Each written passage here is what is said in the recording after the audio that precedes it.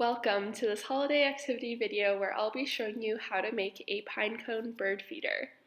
So you can gather any of these items on your own, but if you signed up for our kits, you'll receive a pinecone, some twine, some birdseed, and a popsicle stick.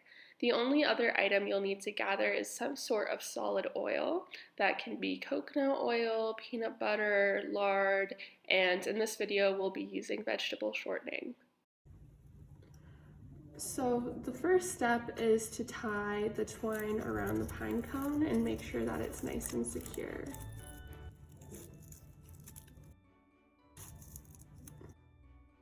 Next, we'll take our shortening and our popsicle stick and cover the pine cone as much as you can.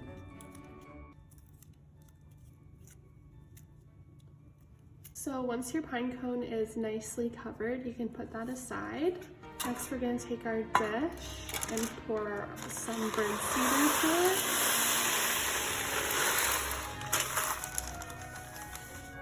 And then we're going to roll the pine cone in it until it is covered.